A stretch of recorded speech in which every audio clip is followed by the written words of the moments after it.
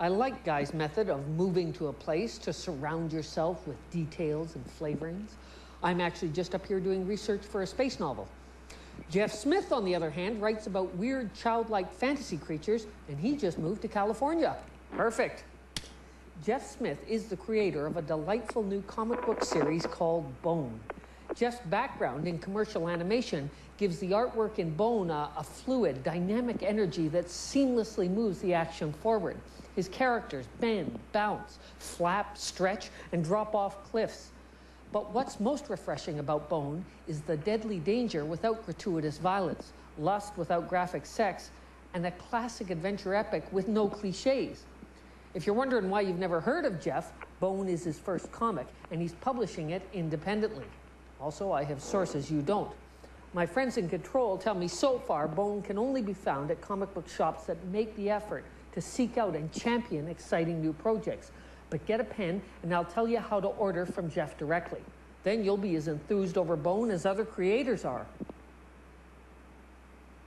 I love it when something comes completely out of left field, and you've never heard of the guy who did it, and you've never heard any of this stuff, and somebody hands you a pile of comics and says, read them. And I've also never been more pleased that I didn't get into something with number one. I love the fact that, I got handed 5 copies of Bone. Here, read this. And I got stuck in an airport somewhere and sat and read all 5 copies of Bone and laughed out loud a lot. And beautifully drawn, beautifully constructed, perfect pacing, and quite delightful. Jeff, how would you describe Bone? Very simply, Bone is, well, the overall, okay, it's just like Bugs Bunny meets The Lord of the Rings, in a nutshell. Bone is directed towards people my age who grew up watching Bugs Bunny, and they like good cartoons. Good cartoons like Bugs Bunny, things done by Chuck Jones and Pogo, were not done for children, and yet they totally can work for children. They work on different levels. I'm doing the same strip that I would have wanted to have read when I was a kid. And yet Bone works perfectly for adult readers too. Why'd you decide to make your main character, Phone Bone, so ordinary? He's a real everyman, or every bone. This might sound kind of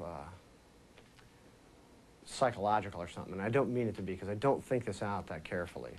But I think someone like Walt Kelly, when he created his little cast of characters, or with Doonesbury with Zonker and all these, and Uncle Duke, and with my characters, what you're doing is you're pulling up pieces of your personality. The side of me that is Phone Bone is a definite side. It's the side of me that most people would meet. It's the part of your personality that goes up and introduces yourself to people and is friendly and says hello. And that's your major part of your character. I mean, that's the character that you present to most of the time, and probably the side you think that you are. And then there's that side of you that, is a little self-centered, and if things aren't going your way, you can get a little cranky. So there's Phony Bone. And then there's the side of you that just doesn't worry, or doesn't make the smartest decisions. That's Smiley Bone.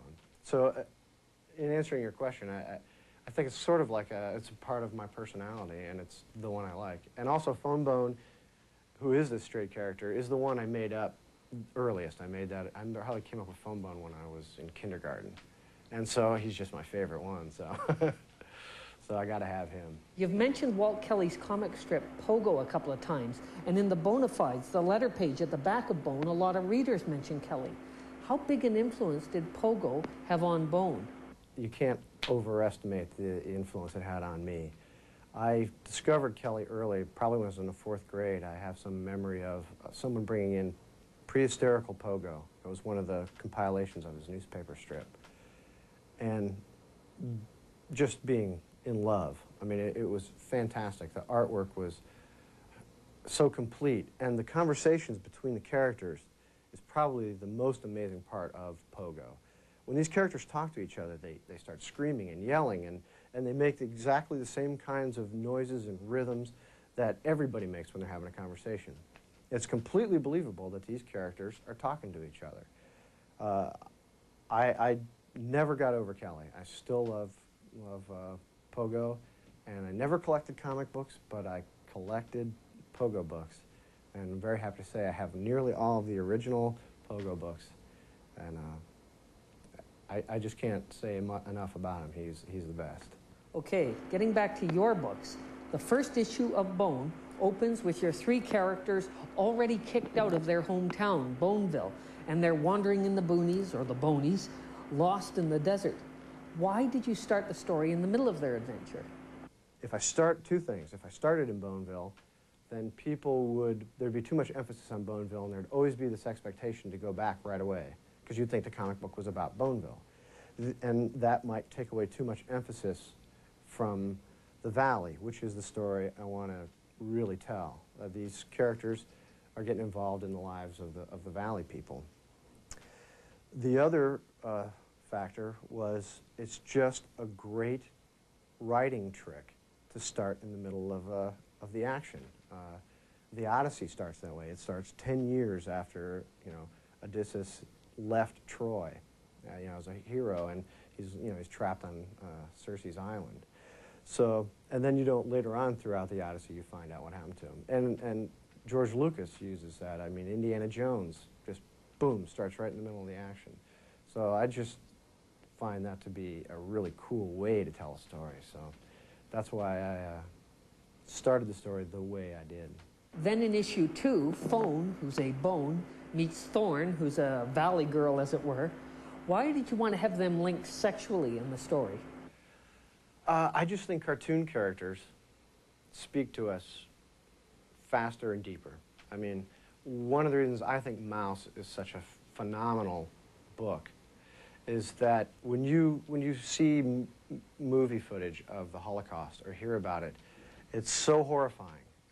It's unbelievable. You have to put up a defense against it. You have to make yourself numb. With Mouse, you've got the image of the Jews are mice and the Nazis are cats, and that allows us to experience it more directly. We've let the wall down because it's a cartoon.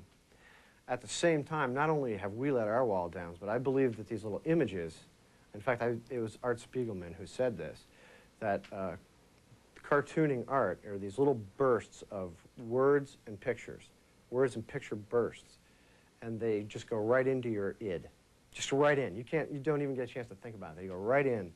It's this imagery just works that way.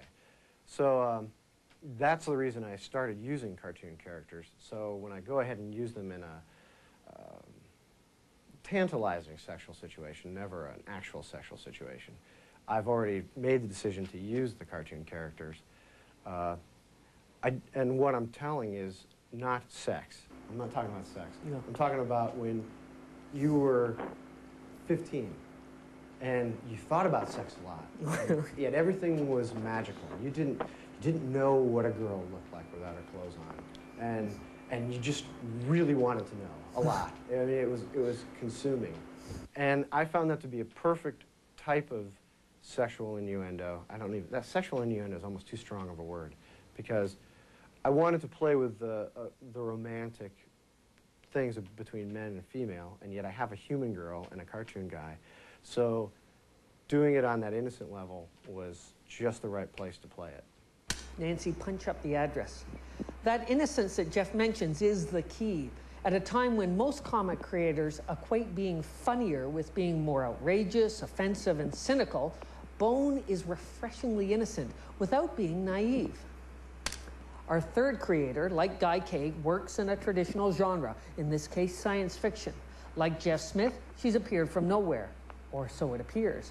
In fact, Elisabeth Vonarburg has been writing science fiction in Quebec for years, as well as publishing and editing the French SF magazine Solaris. Recently, her works began appearing in English. Her Aurora Award-winning novel, The Silent City, is set in a post-apocalyptic future peopled by mutants, robots, and genetically engineered humans. The story involves a girl's search for her family and her own identity. Cyberpunk author William Gibson called it a metamorphic journey into disturbing possibilities of gender, social order, and genetic science. Vonarburg's next novel, In the Mother's Land, was set in the same dark future.